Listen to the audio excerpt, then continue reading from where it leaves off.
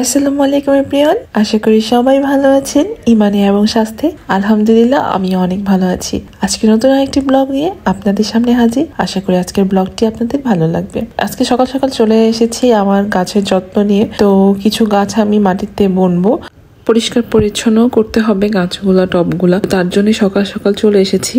তাড়াতাড়ি করে গুছিয়ে আবার নিচে চলে যেতে হবে, কারণ আজকে জুম্মাবার, তো রান্নাও আছে। জুম্মাবারে রান্না বান্না করতে হবে। তো চিন্তা করলাম আম্মু আর আমি যে আমরা আগে গাছ বনে তারপরে রান্না বান্না করব। তো এখানে আমার ননদ আমাকে অনেকদিন আগে এই গাছগুলো দিয়েছিল। তো একটা ছোট্ট একটা গাছ দিয়েছিল, সেখান থেকে আল্লাহর রহমতে 3-4টা চারা হয়েছে। চারাগুলোকে আমি আলাদা করে ফেলবো, তাহলে এগুলো বাড়তে সুবিধা হবে। পাতাগুলাতে এত কাটা কাটা ছিল, আমার হাত কেটে যাচ্ছিল, এমন অবস্থা হয়ে যাচ্ছিল। তো অনেক কষ্ট হচ্ছিল গাছগুলো আমার আলাদা করতে। তো তারপরও করতে হবে, না হলে গাছগুলো মারা যাবে, তার জন্য করে নিলাম। আমার আম্মু তার শরুফা গাছ দেখাচ্ছে। তার শরুফা গাছে এবার বেশি একটা ফলন হয়নি, 6-7টার মতন শরুফা ধরছে, এর জন্য আম্মুর মন খারাপ। আগে তো অনেক শরুফা হতো, গাছের পাতার চাইতে শরুফার পরিমাণটা অনেক বেশি ছিল, কিন্তু এবার ফলন আসলেই অনেক কম দিয়েছে। আল্লাহ তাআলা কেন কম দিচ্ছে আল্লাহ জানে। তো যাই হোক, আল্লাহ যাতে পরের বছর অনেক ভালো ফলন দেয়, সেটাই আপনাদেরকে একটু দেখালো ঘুরে ঘুরে। এই তো আমি গাছগুলো লাগিয়ে ফেলেছি। এখন হালকা উপরে পানি ছিটিয়ে দিচ্ছি, আর পাতার মধ্যে মাটি লেগে গেছিল, ভালো করে ধুয়ে দিচ্ছি যাতে মাটিটা সরে যায়, পাতাটা সুন্দর থাকে। আর আমি অনেকগুলা গাছই এখানে লাগিয়েছি, তো এত বড় হয়ে যাবে ভিডিওটা, তার জন্য ওইভাবে আর দেখানো হয়নি। আর এই ফুল গাছটাতে কি যে সুন্দর ফুল ধরে, এটার আমি ছবিটা দিয়ে দিচ্ছি। এই ফুল গাছটাতেও অনেক চারা বের হয়েছে, তো এই চারাগুলো আমি আলাদা করে আরেকটি টবে লাগিয়ে দিয়েছি। আর আমার সবগুলা গাছ লাগানো হয়ে গেছে। যেই মাটিতে আমরা গাছগুলা বনেছি, সেই মাটিতে আমরা সবসময় কিচেন ওয়েস্ট মিশিয়ে রাখতাম। তার জন্য এই মাটিটা গাছের জন্য পুষ্টিকর একটা মাটি তৈরি হয়েছে। তো আমরা বেশিরভাগ সময় কিচেন ওয়েস্টটা মাটির সাথে মিশিয়ে রাখি। ওই মাটিটা আবার বিভিন্ন গাছে দিলে গাছগুলো অনেক হেলদি হয়। তো এখানে আমার আম্মু আবার ধনেপাতা চারা লাগিয়েছিল বস্তার মধ্যে, তো সেখানে আবার ঢেঁড়স গাছ লাগিয়েছিল, তো ওইটা থেকে আলাদা করে ফেলছে ধনেপাতা গাছগুলা। আর এটাকে হয়তো বা বিলাতি ধনেপাতা এই টাইপের কিছু একটা বলে, আমার এখন মনে আসতেছে না। যাই হোক, এমনই কিছু হবে। তো ভুল হলে অবশ্যই ক্ষমা দৃষ্টিতে দেখবেন, আর যদি ভুল হয়ে থাকে অবশ্যই কমেন্টস করে জানিয়ে দেবেন এই ধনেপাতাটার নাম কি। তো এই তো লাগানো হয়ে গেছে। আমি এখন আবার গাছগুলো আবার জায়গা মতন রেখে দিচ্ছি, তাড়াতাড়ি করে করছি। আর একটা খালাকে ডেকেছি যাতে ছাদটা পরিষ্কার করে দেয় আর টবগুলা পরিষ্কার করে দেয়, কারণ আজকে জুম্মাবার, এত কাজ করা যাবে না। তো আমি গাছগুলা কোনো রকম লাগিয়ে নিচে চলে যাই, পরে আম্মু আবার খালাদেরকে দিয়ে ছাদটা ঝাড়ু দিয়ে দেয় আর টবগুলাও পরিষ্কার করে দেয়। আর নিচেও আমাদের অনেক টব আছে গাছের, তো ওগুলোও পরিষ্কার করে দিবে খালা। তো আমি আর সময় পাইনি, তো চিন্তা করলাম যে না, এই কাজটা করেই সে চলে যায়, কারণ আজান দিয়ে দিবে, তো তাড়াতাড়ি করে রান্না করতে হবে। তো এই তো গাছগুলো লাগানো হয়ে গেছে। এই গাছটা আমার ননদ দেয়, এটা হচ্ছে পোলাও পাতা। তো থাই পাতা যেমন, সেম পোলাও পাতা। এটা পোলাও রান্না করার সময় এই পাতাটা যদি ছিঁড়ে দিয়ে দেওয়া যায়, তাহলে পোলাওর চালের ঘ্রাণটা আরো বেশি সুন্দর হয়। এই তো মোটামুটি আমার গাছ লাগানো হয়ে গেছে। তো এখন আমি রান্না করতে চলে এসেছি নিচে। আজকে রান্না করব সিম্পল রান্না, বেশি কিছু করব না। ঘরোয়া ভাবে মুরগির রোস্ট রান্না করব, সাদা পোলাও রান্না করব, আর মুরগির কলিজা গিলা আর পা রান্না করব। আমার ছেলে মুরগির পা খেতে অনেক পছন্দ করে, তার জন্য এখানে আমি মুরগিটা ভালো করে ভেজে নিচ্ছি সামান্য পরিমাণে লবণ দিয়ে। আর মুরগি রোস্ট করার জন্য গরম তেলের মধ্যে আমি পেঁয়াজ এবং সব ধরনের গরম মশলা দিয়ে দিয়েছি। পেঁয়াজটা একটু নরম হয়ে আসলে আমি এখানে আদা বাটা এবং এখানে কাঁচামরিচ বাটা ছিল ফ্রিজে, ওইটা আমি দিয়ে দিলাম। তো ওই বাটিটা ধুয়ে আবার পানিও দিয়ে দিয়েছি। এখন ভালো করে একটু কষিয়ে নিব। সাইডে আমি আরেকটি প্যানে গরম মশলা দিয়ে দিয়েছি, দিয়ে আমি এখন পেঁয়াজ দিয়ে দিব। এখানে আমি পোলাও রান্না করব। তো আমি পাশাপাশি দুইটা একসাথেই রান্না করছি, কারণ লেট হয়ে যাবে। তো পোলাওর জন্য আমি সামান্য পরিমাণে আদা বাটা দিয়ে দিয়েছি। এখন একটু ভালো করে নেড়ে চেড়ে নিব। আর রোস্টের মধ্যে আমি এখানে ধনিয়া পাউডার দিয়ে একটু ভালো করে নেড়ে চেড়ে নিচ্ছি। তারপর গরম মশলা পাউডার দিয়েও ভালো করে নেড়ে চেড়ে একটু পানি দিয়ে দিলাম, যাতে মশলাটা পুড়ে না যায়। ভালো করে একটু মশলাটা হতে থাকুক। আর এখানে আমি পোলাওর জন্য পানি দিয়ে দিচ্ছি। পোলাওতে পরিমাণ মতন পানি দিয়ে বলক আসা পর্যন্ত ওয়েট করব।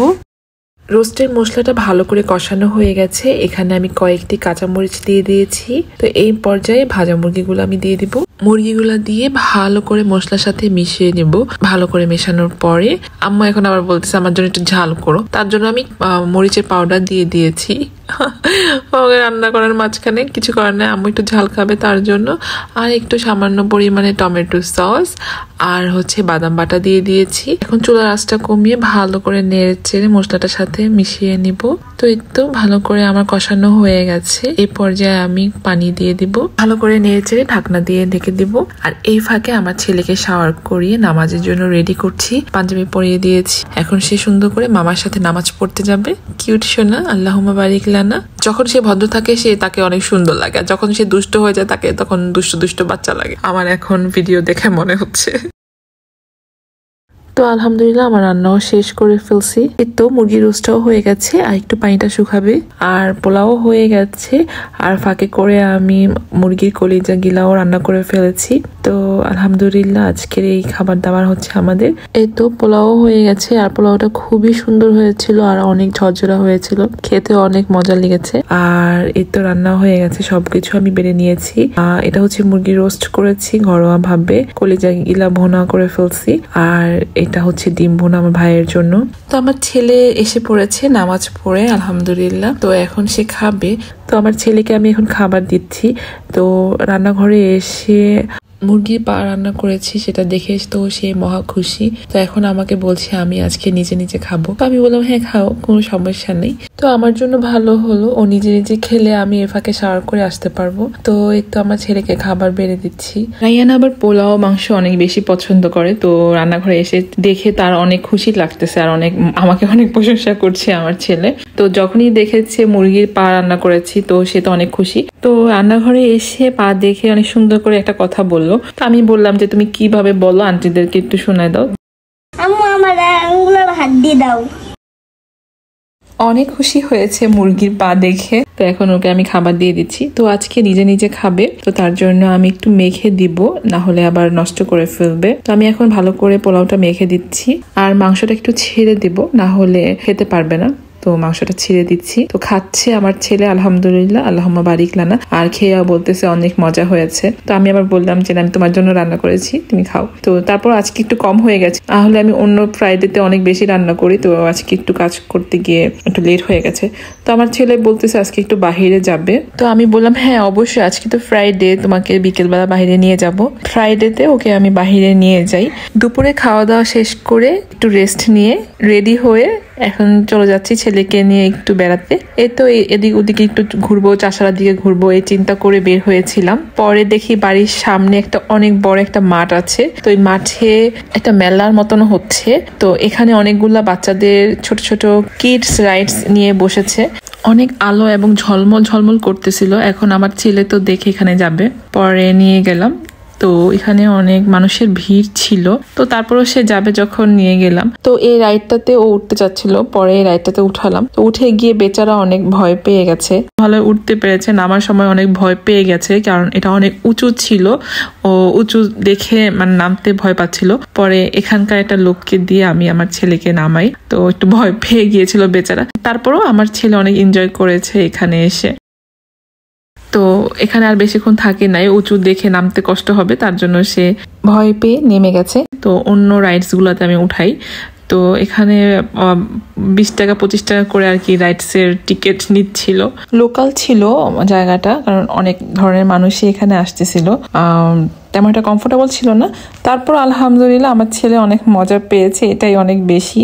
ওকে ঘোরাতে বসে আমি শপিং এর সাইট গুলো দেখতেছিলাম কি কি নিয়ে বসছে। তো অনেক ধরনের প্লাস্টিকের খেলনা টেলনা, বিভিন্ন ধরনের স্টিলের হাঁড়ি পাতিল, ছুরি, কাঁচি, এই টাইপের জিনিসপত্র, 3 পিস, কামিজ, ছেলেদের গেঞ্জি, তো এগুলো নিয়েও বসছে। এগুলো একটু দেখে আসলাম। তো আমার ছেলে ঘোরাতে বসে অনেক খুশি। সে বলতেছে আম্মু তুমি একটু দুলাও। তো আমি বলছি আমি দুলাতে পারবো না, তুমি নিজে নিজে করো। তো এই তো একটা লোক আসলো, সে এখন ঘুরাচ্ছে। এই লোকটা যদি ঘুরায় তাহলে এই ঘোড়াগুলাও ঘুরে। তো দেখে ভালোই লাগলো, মানে কোনো কারেন্ট বা কোনো কিছু ছাড়াই লোকটা ঘোরালেই জিনিসটা ঘুরে। তো আমার ছেলে এখানে উঠে অনেক মজা পাচ্ছিল। তো ও যখন ভিডিও দেখছিল না, তো ও তখন অনেক খুশি হচ্ছিল আর বলতেছিল আম্মু আমি আবার এখানে যাব। তো আমি না, এখানে তো আর যাওয়া যাবে না, ওরা কিছুদিনের জন্য এসেছে, তো তোমাদেরকে মজা দিয়ে আবার চলে গেছে, আবার যখন আসবে তখন নিয়ে যাব। আমার ছেলে অনেক মজা পাচ্ছিল, তো এখান থেকে কিছু খাবার কিনে নিই, তারপরে আমরা বাসায় চলে যাই। তো বাসায় যেতে যেতে এখানে আমার ব্লগটি শেষ করে যাচ্ছি।